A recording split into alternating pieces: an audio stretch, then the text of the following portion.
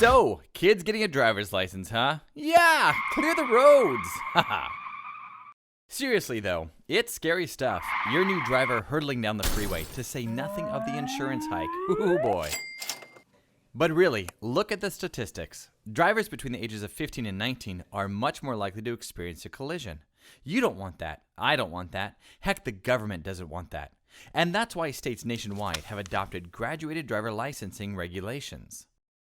I know, it sounds complicated, but don't worry, I'm here to help. Welcome to Graduated Driver Licensing Made Simple. Now, each state has its own set of specific rules and regulations, but today we're taking a look at Arizona. Meet Daniel and his mom Kay. They're about to start on the great adventure of the GDL. Daniel turned 15 and a half yesterday. In Arizona, this means he's just old enough to apply for his graduated instruction permit. He and his mom have spent time together studying this year's Arizona Driver Handbook. All they have to do now is head down to the local MVD, where they'll both sign off on his permit paperwork, plus provide 2 forms of ID, one of them having a photo, and he'll take the written driver's exam and vision test. 30 harrowing questions later, Daniel is a proud graduated learner's permit recipient. Now, the fun part.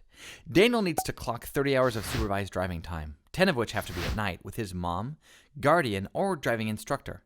Kay will need to sign off on paperwork, stating that Daniel has indeed been practicing his lane changes and 3-point turns. Or he needs to complete a driver education program approved by the MVD. The supervised driving period is really important because it gives experienced drivers a chance to make sure that their protege is learning excellent safety practices behind the wheel. Now that he's got his permit, Daniel needs to spend 6 months working on his driving abilities under his mom's watchful eye before moving on to the next phase. Meet Amanda and her uncle Jason. Amanda is 16 years old and just spent the last 6 months learning Jason's best tips and tricks for how to pull off the perfect parallel parking job, among other vital rules of the road. She's now ready to embark on that rite of passage, the road test. She and Jason head to the MVD, where Amanda will show off her shiny new driving skills.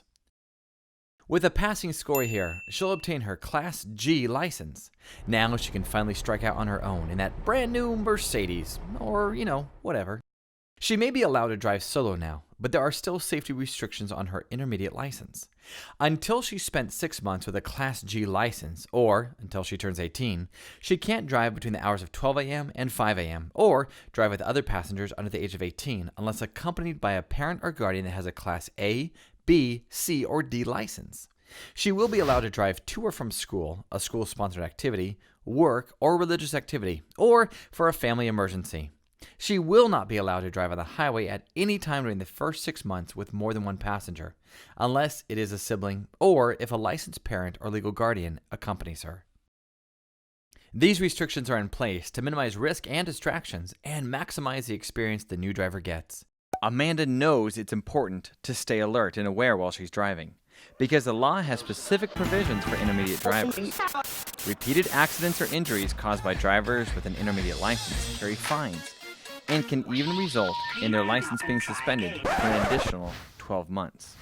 After the first 6 months, or once Amanda turns 18, the state's safety restrictions will be lifted. Congratulations! At this point, Amanda is a fully licensed, unrestricted, ready-to-go driving machine.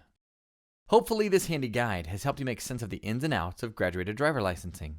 For more information and specific rules for your own state, check out impactteendrivers.org. Happy driving!